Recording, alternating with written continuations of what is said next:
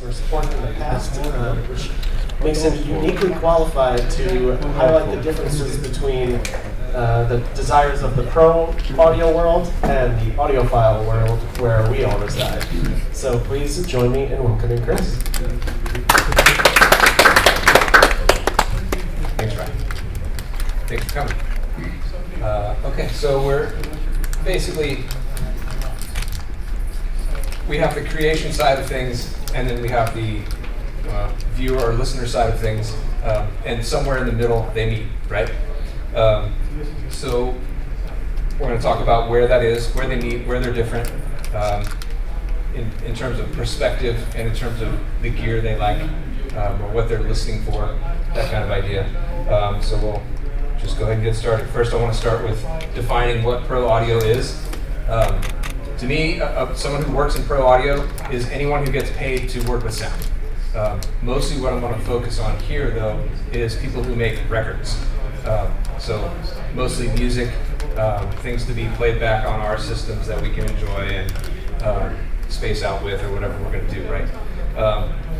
So there's a whole lot of latitude in the pro audio world. Some people work in live sound, some people work in recording, some people optimize playback, that kind of idea. So just setting up, we're mostly focusing on making records. So who are these people? The people who make the stuff we love kind of fall into these different categories in terms of record making. The creative people who tend to write the music, write the lyrics, get the sounds going that they want to hear, things that make them feel good, and then, or feel bad if they want to feel bad. And then there's the producer folks who kind of facilitate the whole deal. They get the musicians on the session, they hire the engineers, they deal with all the aspects of it that aren't the necessarily creative or music making parts, but that help to get the recording to be what the artist wants. So, and that's not to say they're not creative, because producers certainly are creative.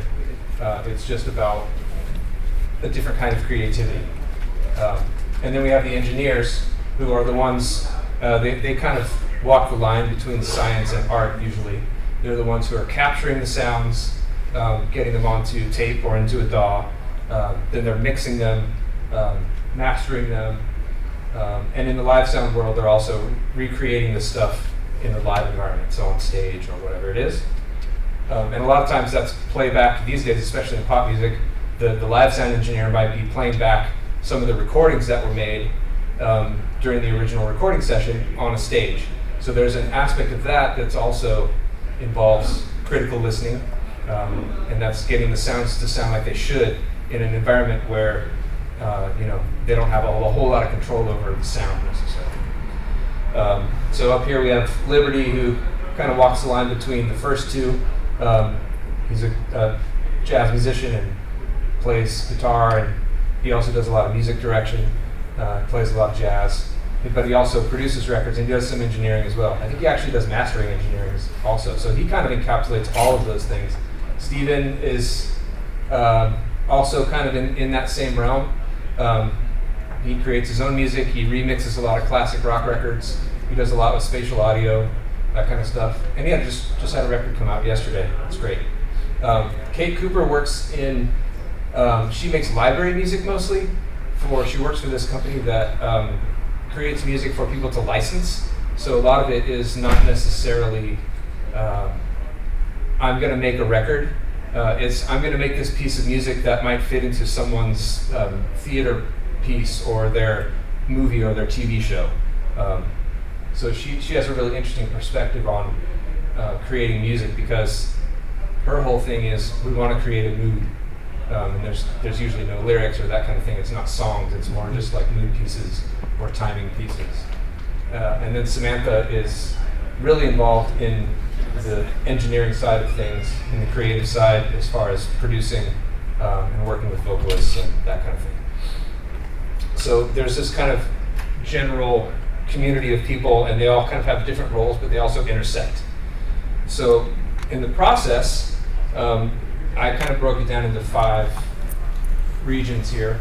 The initial creative, songwriters, etc., that we talked about, the recording engineer, the mixing engineer, who takes what the recording engineer did and makes it kind of smooths it out, make sure we can hear the sounds we want to hear, creates a focus.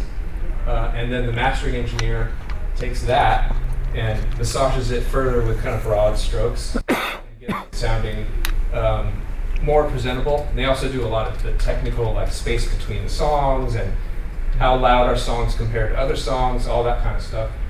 And then the distribution people, like Deborah here, she works in rights. So she secures rights for samples and administrates all that stuff. But part of what her job is actually critical listening, because she needs to listen for the sample. She needs to know, is this a straight sample? Like, did they just record it and play it back, and now we have this 100% unaltered thing? Or did they alter it enough that maybe it's no longer subject to the same copyright rules and all that stuff? So it's kind of interesting to like deal with all these different folks and the way they all have to look at the project overall. So Warren's kind of the first of those. Mark there, he's mostly a recording and mixing engineer. He does live sound too. Tony's a producer for sure, has some engineering skill, obviously, but he's worked with David Bowie and T-Rex and all these people for decades. And his thing is more like music direction. Elaine is a mastering engineer, so she really just deals with the very end part of it and making sure that the artist's vision is fully realized to the best of its ability. And then Deborah, we already talked about. So that's kind of how the segment of the folks in the industry are broken up. And of course, everyone has goals when they're listening to music. They want to, have some end result out of this, right? So in the pro audio world, what they're going for is they want to know that music that they're hearing in whatever system they're listening to it is going to translate to hopefully what you guys are listening to as listeners. So translation, and the way to get there is with a flat, I put flat in quotes because there's no such thing, especially with headphones. Flat headphones sound terrible. So that's a whole measurement discussion that we won't get into, but I know some other people are getting into that during some of these talks. So, everybody's kind of got their version of neutral, I like to say, and it all depends on how they hear, which is why we have kind of different flavors of headphones, not just within Audeze, but also within the whole headphone community, right? Everyone's got their kind of goal. So in the pro audio world, they want to know that what they're hearing is going to translate to what you're hearing, even if it's not the same. It has to have the essential elements. And they tend to emphasize the detail and the performance aspect of things. They want to know that is the emotion of the performance coming across, so that they're serving the artist's intentions.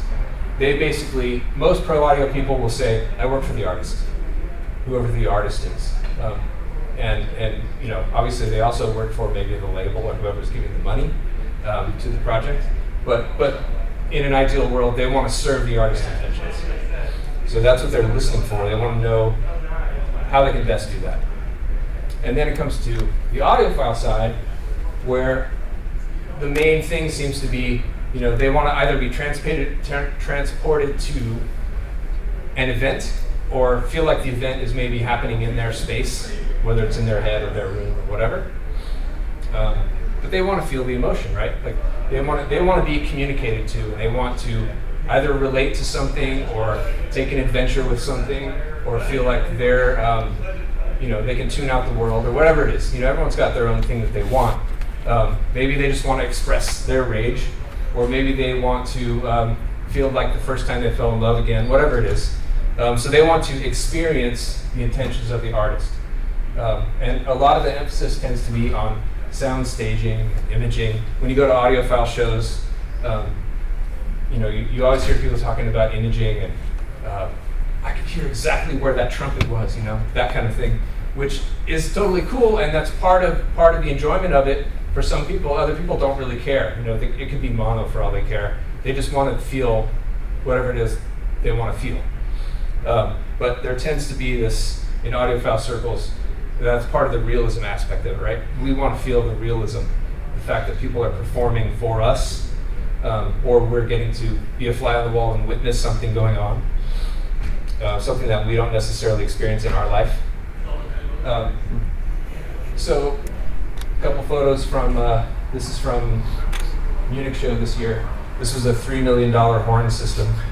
But you look at it and you go, wow, that's cool. What the heck's going on? So when pros think of like the audiophile world, they're always, not always, but a lot of them think, oh, we want this soft, gooey, warm, and we want to like crawl back into the womb or whatever, and kind of feel like we're in this glorified version of the world, rose-tinted glasses or rose-tinted earplugs or whatever it is. So that's kind of the feeling that we get from the pro world is like, what are you guys doing? A lot of the time it's you just want to feel like you're back in your parents' living room, as a little kid or whatever. And a lot of it is that. And I'll be honest, I have good memories of listening to music in my dad's house. My dad is an audiophile, so I grew up in that kind of household with that kind of experience. Also, he played trumpet. So those kinds of feelings are totally valid, right? There's nothing wrong with that. And so it's nice to feel it. Pros sometimes misguidedly think that's all we want. But of course, we know we want to hear what they made, right? And we would like to hear it as they heard it, as they experienced it. And then there's the other side of that, which is what audiophiles tend to think of when they think of a recording studio, or a mixing desk scenario. So these two are from Abbey Road, back in the 60s probably. You think of guys with measuring tapes, putting microphones exactly 3.7 meters from the floor, whatever it is they're doing. Or the Kubrick version of surround sound. That's Miraval in France. Amazing, cool places, all of them. And then this, sort of clinical overview. People tend to think that that's all engineers care about is sort of the measurements, which is not necessarily true. They just want to know that they can quantify what they're hearing a lot of the time. So it just becomes a question of, am I really hearing this? So that's when they tend to fall back towards, can I see it on a screen? What does a waveform look like? That kind of thing. And then we'll take a slight detour into kind of personality styles of listening. So one side of this spectrum that I think about is the purist side. And in the pro world, you tend to get people who just want to use two microphones or a single stereo mic, and they set it up in the listening position, and they capture the whole room, exactly what's going on, and they have very short signal chain, and maybe they're just recording the analog tape, or maybe their version of purism is digital, because it's just bits, right? So it's ones and zeros, captures everything with no noise, without changing it, all that stuff. And then the listener side, those people tend to want to hear, like they want to feel like they're really in the room with the performers, or the performers are in their room with them. Either I'm sitting in, Royal Albert Hall listening to this performance and it feels like I'm really there, or I'm having the string quartet play in my living room. That kind of idea. So the thing that I've also noticed on this is that the systems tend to be quite different in those scenarios. So the pro person who's recording from the purist perspective always has like a really short signal chain, a very pure, simple system. And then the people who are playing it back may have that $3 million horn system or something like that, and putting little discs on the wall to reduce reflections, that kind of thing. And it tends to get very complex. I don't know if that's really true, but it just kind of feels like that to me. The more stuff they can insert into the environment to tweak it tends to be more convincing for them. So it's kind of like what I say, the oral equivalent of photorealistic painting. So the image is a painting of a girl, and it looks very much like a photograph, right? Like, so they're trying to capture reality. And then you have the other side of that, which is the subjectivists, who they might want to paint a girl and they don't care if it looks real, they just want to make it look cool. And I used to have this drummer in a band that I played with, and we were starting to make an album. And the first thing he said when he went in there and he set up his drums, and he said, I want the drums on this record to sound like they're not even drums. And me and my bandmates and the engineer kind of looked at each other, and the engineer goes, then why are you playing drums? You know, but that's kind of the idea. Like, I get where he was coming from. He wanted to like tweak everything and make it sound super cool, and didn't necessarily care that it sounded real. And David Bowie did this a lot too. There's this famous, you know, on the Low record and stuff like that he did with Eno, where they found this Eventide harmonizer that would tweak the sound of the snare and give it this really weird ping that you can't get in real life. And he would do similar things to his vocals, where there's always this kind of like slightly annoying thing going on in the background. And Tony Visconti was part of that also from before. And the idea is, you know, they want to create an experience that doesn't necessarily relate to reality. They just want to make something that gets a message across. And they want to do that in a way that's either fun for them or hasn't been done before, whatever their goal is there. And the goal, obviously, is to express and experience some emotion, like to get some response from the listener. And obviously, most people are somewhere between these two extreme sides of things. But I put this little list together because I started thinking about who would I put on this spectrum that I created. So over here, you kind of have the purist side, where you have Todd Garfinkel of MA Recordings and Bobby Alexander of Water Lily, where they're just like the two mics in a room, straight to a recorder, record it as it happened, don't do any edits, don't use any compression, no EQ, all that kind of stuff. You know, it's just like boom. And then on this side, you have the crazy people like Brian Eno, Lee Scratch Perry, Dave Fridman, all those kind of guys who are like, they just want to tweak the sound. They don't, you know, they'll put like they'll record it on a phone microphone and put it on the floor, and then they're capturing the drum kit with that, or whatever it is. Or they'll say, sing into this microphone and hold it super close so it's really blown out. You know, they're interested in bristling, kind of getting something exciting going on. And they don't necessarily care that it sounds realistic or not. But as you see, kind of most people are somewhere in between. And then so I'd say like from here over, these are the people who are interested in capturing an event for the most part, but they don't necessarily care how accurate it is to the sound of the actual event. Like, yeah, does it sound like my guitar? Yeah, that's close enough, that's cool. Or does it sound like my guitar? Yeah, I totally want it to sound like my guitar, you know? So, just kind of an interesting experiment to think about. All the yellow ones are Audeze people. And then these guys that are underlined here, these are all mastering engineers, which I kind of noticed were kind of shoved almost to the middle, at least in my brain. You guys have any names to throw up or questions about any of this stuff before I move on? I feel like I'm just rambling, but I'd like this to be more of a discussion if you have things to put in. I don't want to just take questions at the end and have it be static. Anyone? No? Okay. I'll give you one. Yeah. What does an electric guitar sound like? What does an electric guitar sound like? A real one. A real one? Yeah. It sounds like electricity. Yeah, I mean, how do you know? It depends on the amp, right? It depends on the guitar. It depends on the person playing it and what they did to it on the way. Yeah. You see my point. Yeah, exactly. There's no such thing as the absolute sound. Sorry, Harry Pearson. They don't play in one room anymore to make records anyway. Yeah, almost never. Yeah, it's usually, and honestly, they almost never did. Once we got into the era of using multiple microphones. Past 78s on wax. Yeah. You know, in the early days, you had, this is the recorder, and how loud you are depends on how far you are from it.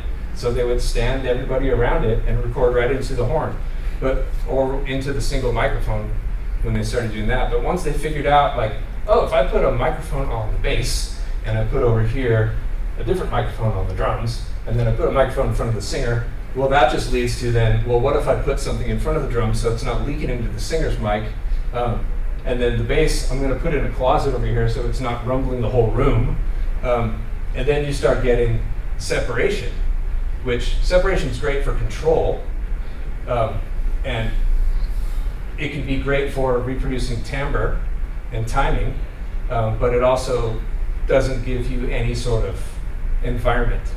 So then they have to recreate the environment, usually using electronic reverb, which can be a spring, like in a guitar amp, or a big plate, or a room where they put a speaker or two and a microphone or two, or whatever they want to do. And those chambers, there are famous chambers that are just they're purely made for capturing reverberation. Like there's some underneath the Capitol Records building in LA that are famous. People go there just to use that. And that's part of the reason that they're famous is because they have all the magical tones that we want to hear, like an electric guitar is not a realistic sounding thing. It doesn't sound anything like the instrument they're playing.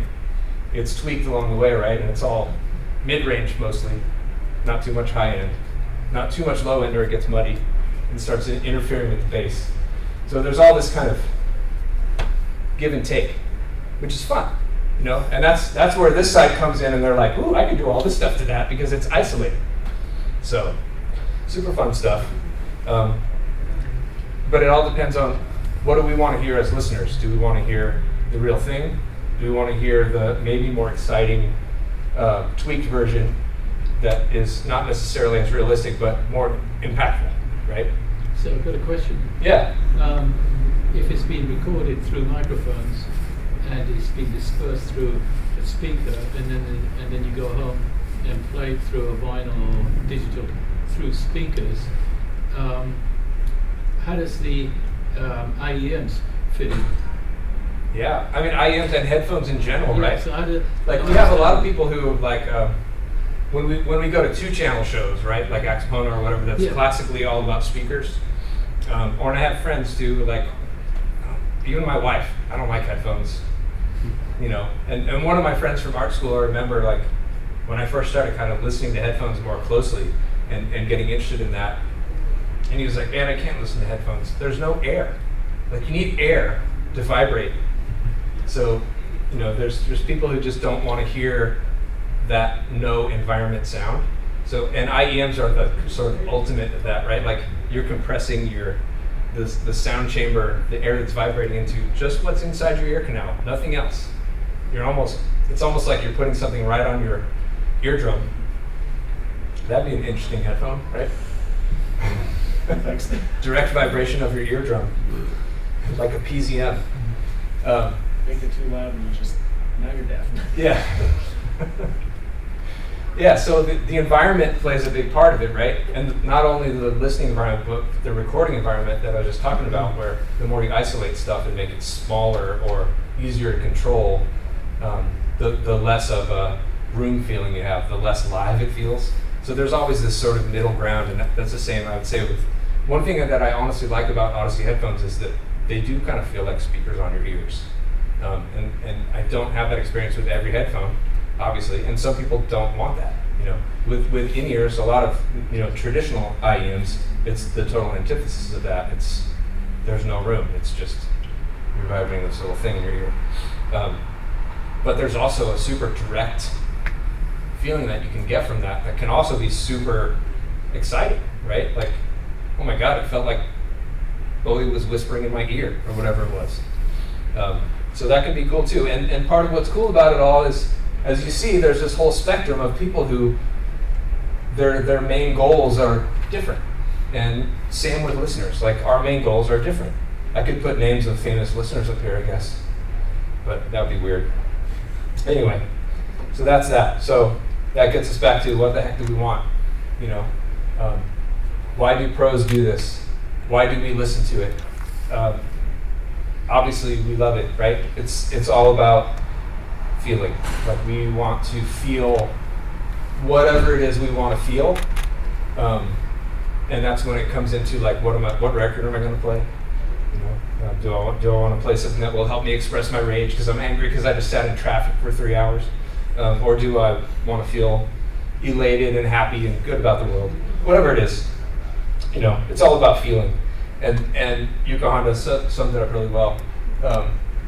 She wants to express feelings and emotions, which are what's stored in her memory safe. I really like that term, your memory safe. And that kind of goes back to what I was saying earlier about, being accused of just wanting to go back into the womb or feel like you're in your parents' living room again or whatever. That's awesome.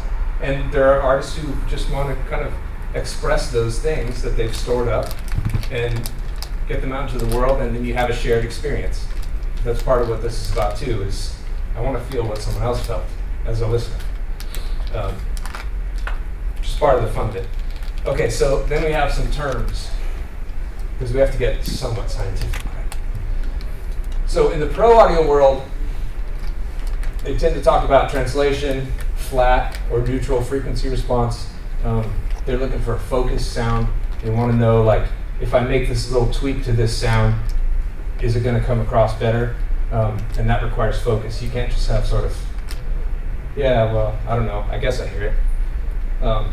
And that relates to trustworthiness and being representative of what they have going on. They want to know that what they're listening to is going to translate to what you're going to hear. And then the audiophile world, people talk a lot about sound staging, as I mentioned.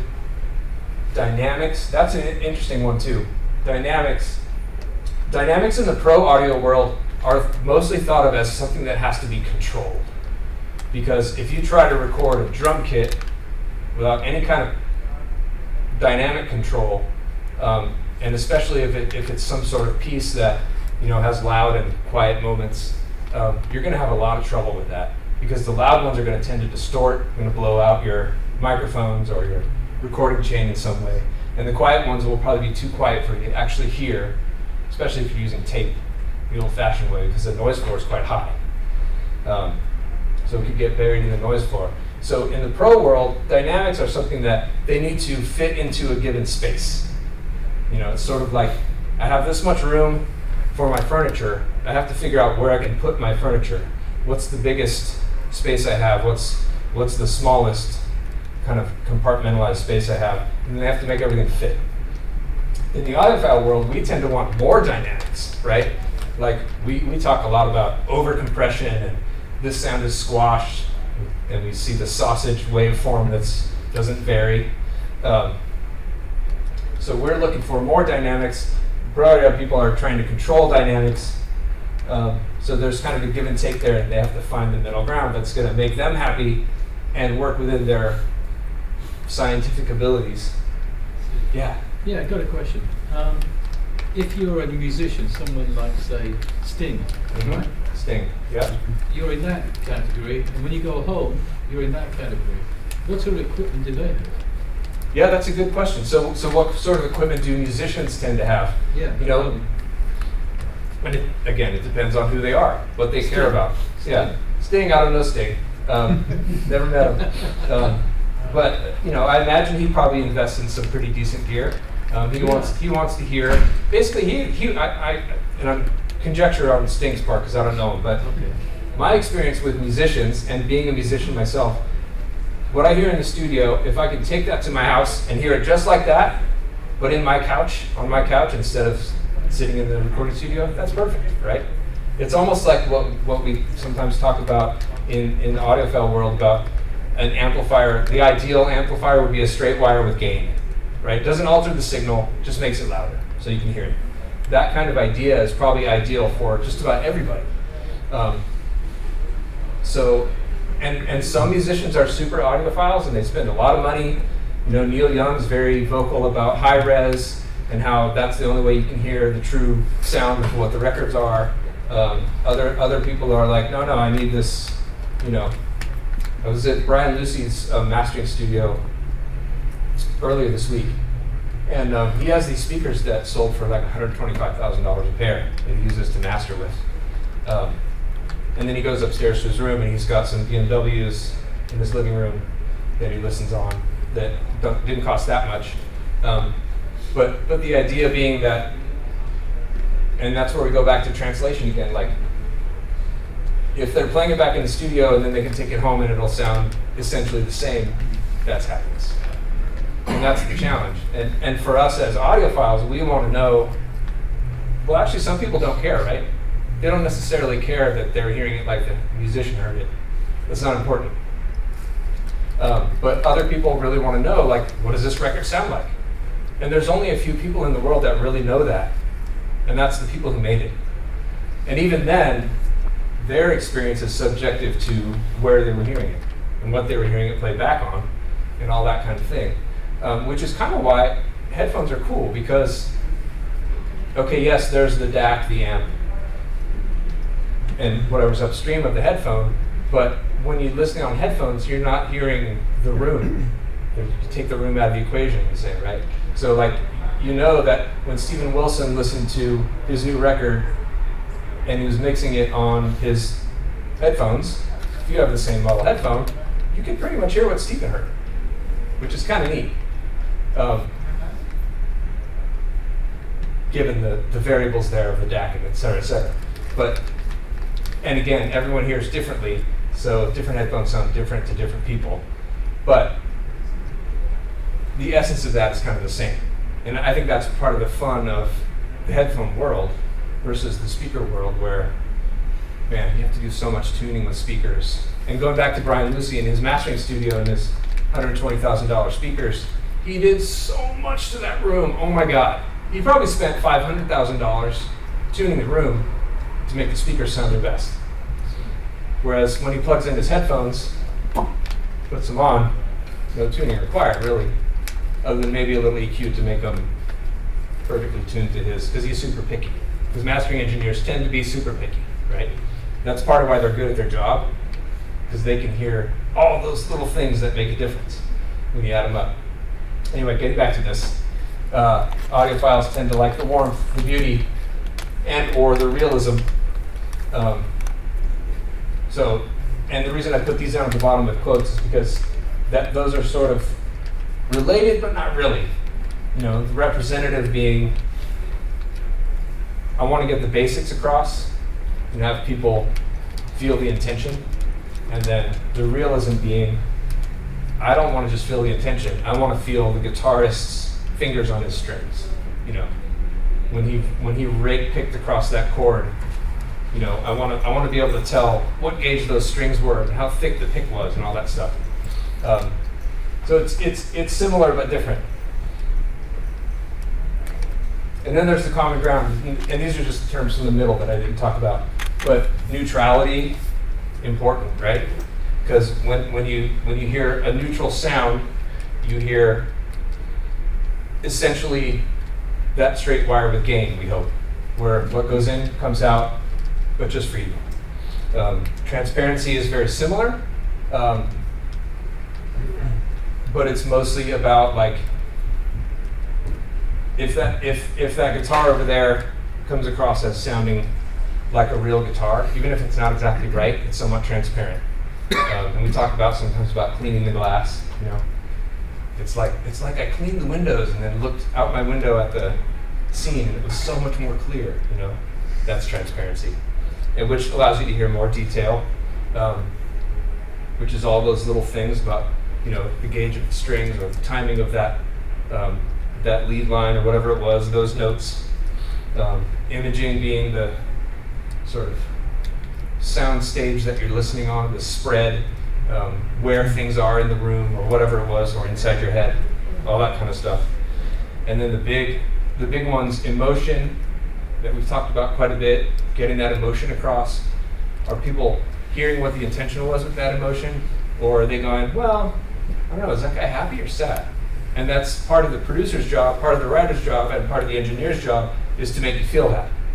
You know, and if you're not quite sure, then maybe something went wrong, either in the process of making it or in the process of playing it back. Which leads to engagement, where when someone makes a record, they want you to want to listen to it. And we, as listeners, want to be engaged and understand what's going on, and we want to listen to it again, right? And if we don't necessarily want to listen to it again, then something's wrong in the engagement area. And this gets us to my friend Michael Brauer, who's a bit of a nut, and no sound. Okay, that's all right. Basically, he's saying something similar to what the quote is. You know, if he's working on a song, he's a mix engineer. So his goal when he's mixing is to enhance the emotion of the song. So when he hears a sad song, he wants to make it the saddest song anybody's ever heard. If it's going to be really angry, he wants it to be super angry. He doesn't want just sort of an angry song, he wants an angry song. So that's going back to that emotion, that engagement, expression, all that stuff. And then I'm going to take a small detour here too, because this actually relates in a really interesting way to the headphone world.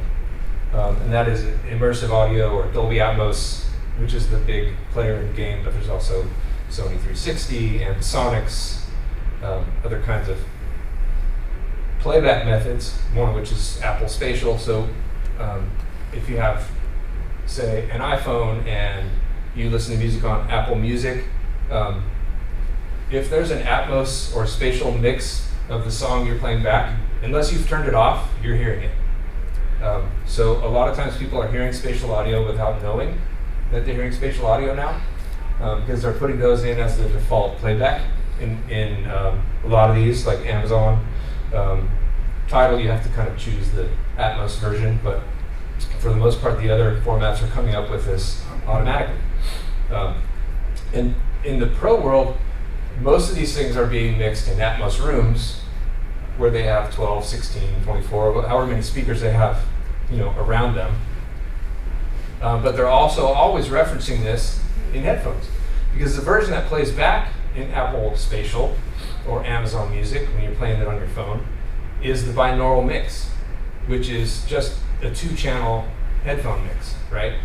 So they're kind of assuming, whether right or not, that you're listening on headphones if you're listening through your phone, or your iPad or your mobile device, whatever it is. So it's interesting, and I dove into this a little bit with the folks at Tidal, in that you only get the Atmos version when you play it back on a mobile device, and it's always the binaural version. But when you play it back on, say, a laptop, unless you're connected to a device that recognizes that it's an Atmos file, you're only hearing the stereo version. And that's a regular 2-channel version. You can't even, like, I could bring up Tidal on here and play something back, but the Atmos version won't even be there. So it's kind of interesting dichotomy, but if you play it back to an Apple TV or something like that, and it recognizes, software then recognizes that you have an Apple TV, you can play back the full Atmos version, and it's kind of up to you to set up the room, blah, blah, blah. But with headphones, it's cool because you're hearing basically what the artist heard when they created this in their room, and then they check it on their headphones, and they're like, yeah, that's pretty good. And it's never as good as the real in-room experience. We hope that it will be someday, and it keeps getting better.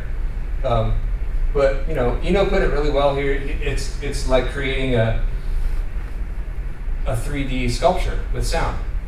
Instead of just being limited to painting, now you can sculpt sound in a space, and people can hear it in a fairly accurate way.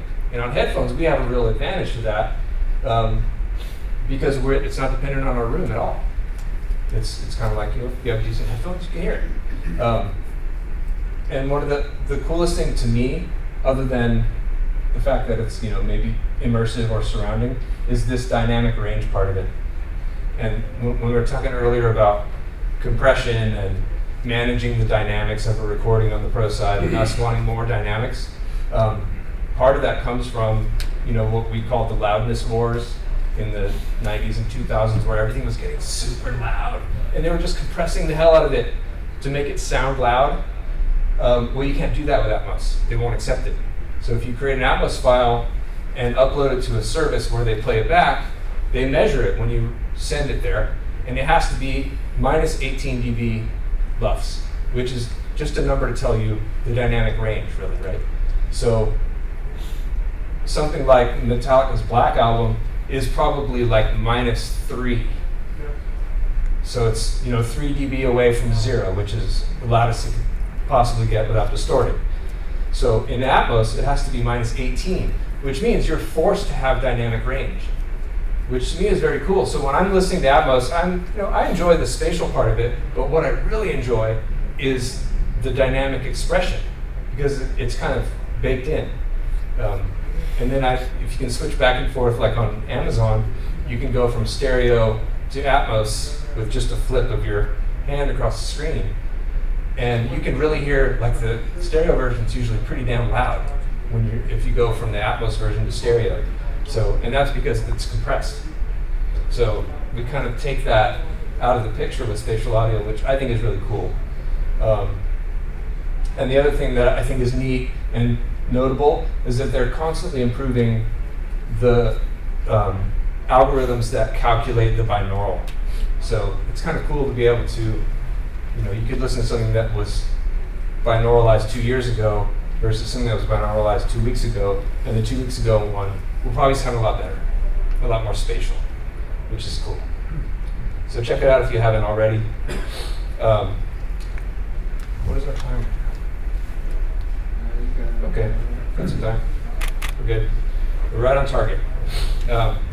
So I just put this together because people sometimes ask, like, what, if I want to work in the pro world, or I want to hear what the pro world is hearing, what's something to listen to? So I just put a quick list of headphones that I've listened to that I feel like hit that mark, and then some amps and DACs that I feel also kind of hit that mark, and that appear in many studios. When I go to visit studios, I see a lot of this stuff there on both sides of it.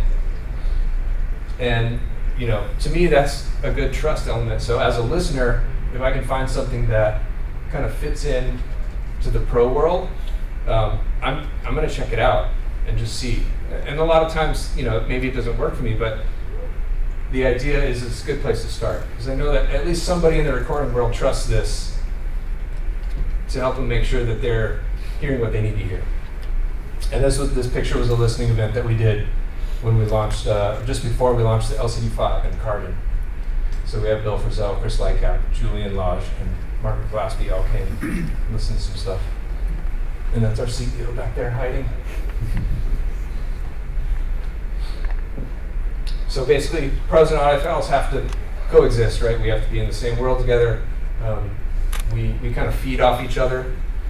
Pro people are making music for us to hear, and part of what they're doing depends on us listening to it to some extent.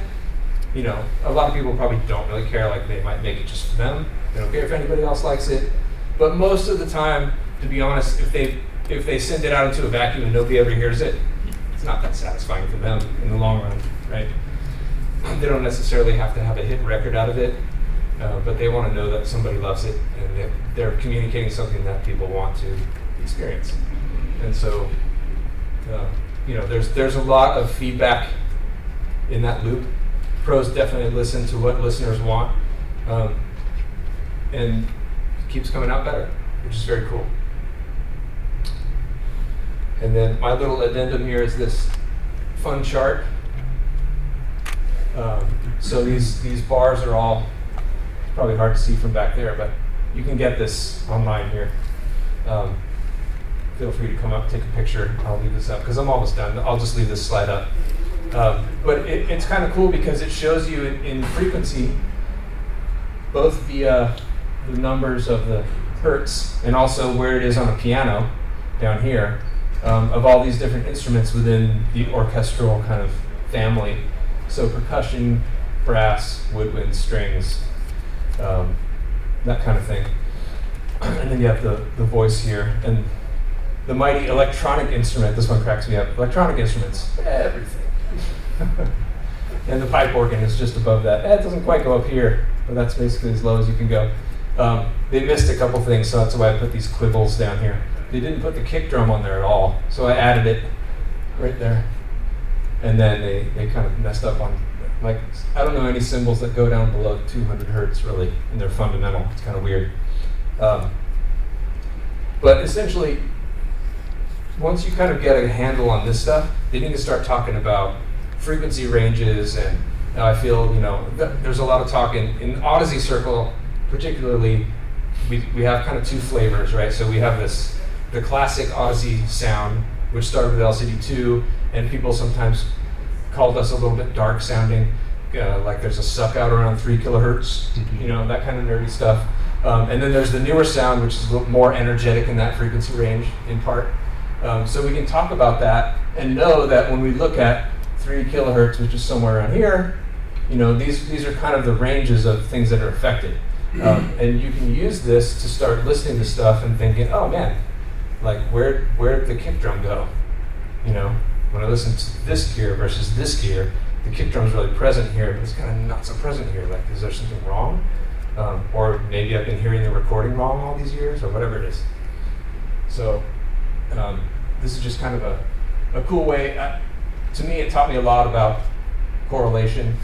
And then also these, the lighter things are overtones, which this is when we talk about, and I wish they went above 20K, because there's a lot of overtones above 20K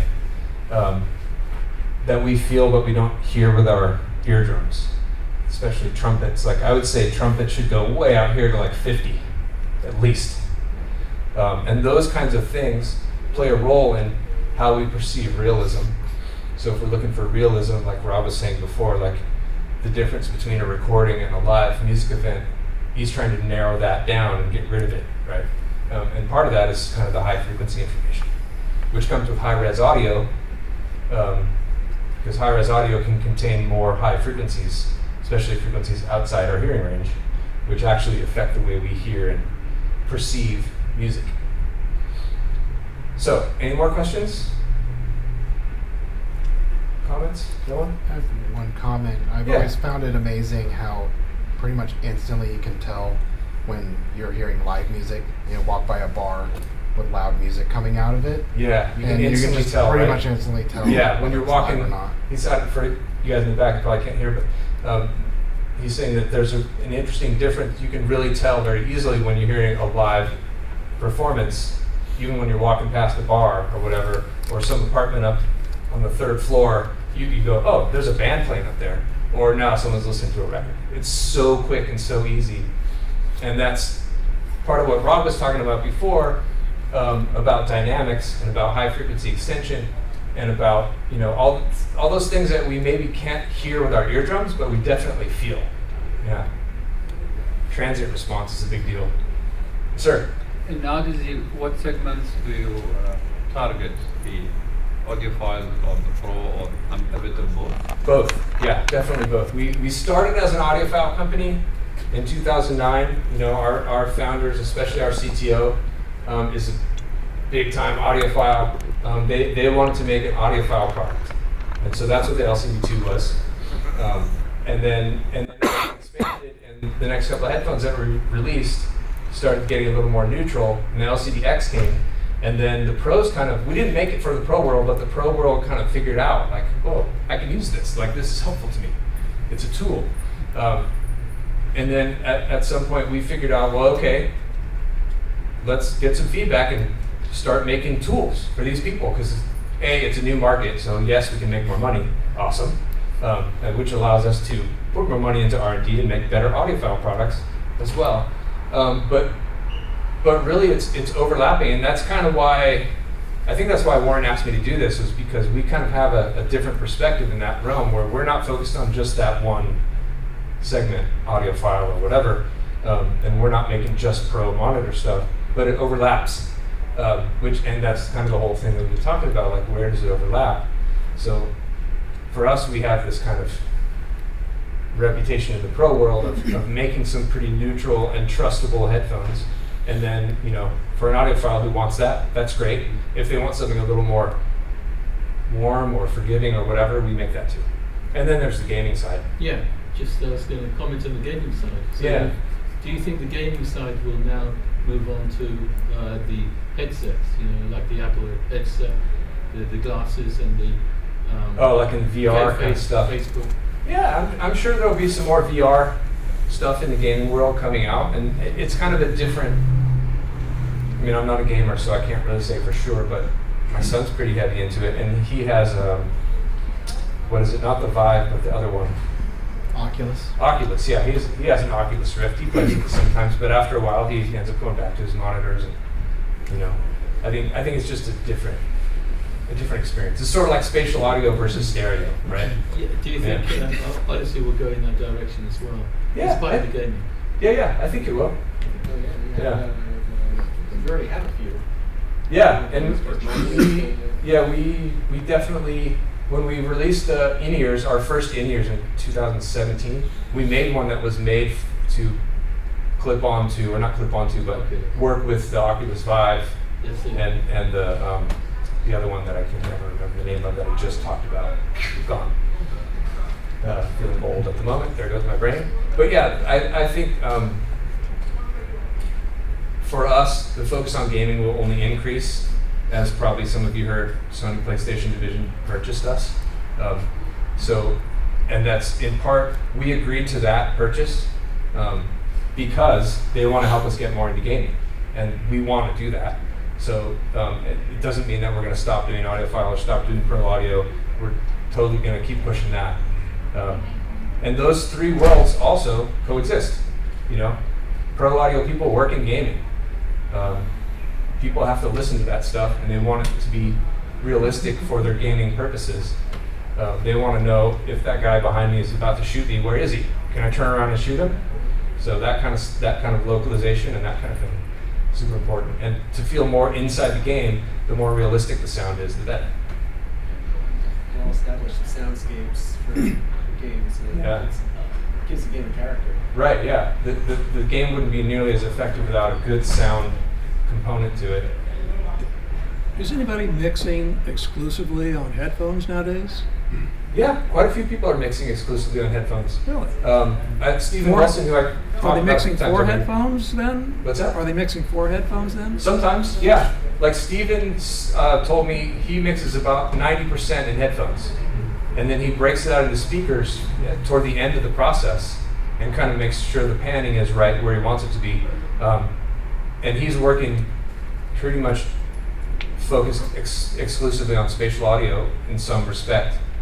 Because a lot of what he's hired to do is to remix classic rock records in spatial audio.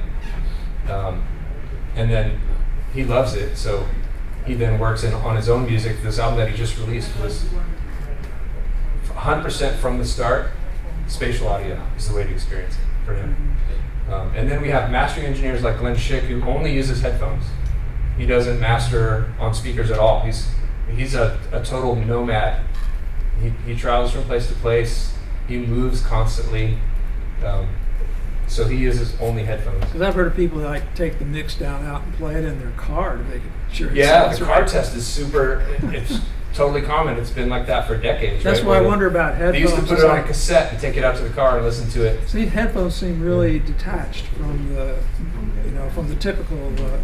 Of course, nowadays it's probably a lot of in-ear monitors or in-ears because people are listening with their phone. Yeah. In-ears like AirPods and that kind of thing. Yeah. Very common, right? Yeah. So a lot of people will want to listen on those. And it's very much, they do the same thing with speakers in the pro world, right? You go into a recording studio and they don't just have one set of speakers. Never. Or almost never. It's almost always like, here's some little tiny ones that are kind of toward the middle. There's some slightly bigger ones that are a little more outside. There's some bigger ones here. And then sometimes there's some on the wall that are just massive, right? Soffit mounted ones. When you see the classic recording studio picture. And then, so they do the same thing with headphones. Because each of those different kind of drivers and different sizes and different spaces give you a different representation of what you're working on. So a lot of people, like Brian Lucy, he uses Audeze MX4s. He uses some Sennheiser 850s, I think, or 800s. I can't remember. Sorry, I'm bad with model numbers. And he also has some in-ears that he uses. He relies on all of them. And he has some AirPod Pros hanging on his rack, and he has some the little AirPods that he just checks it on all of them because he wants to know, like, what are people going to hear when they hear this on this headphone? So yeah, it's super important, I think, and really, especially with spatial audio, but definitely just in the real world now, like this compared to 20 years ago, the number of headphones that are in use is just massively higher, right? So many more people are using headphones. We good? We're done? About a minute. Well, I don't want to. Is someone coming after me, right? Yes. Okay. Okay. Cool. Let's jump into that. Any more questions? No, I think we covered it. All right. Thanks, guys. Appreciate it.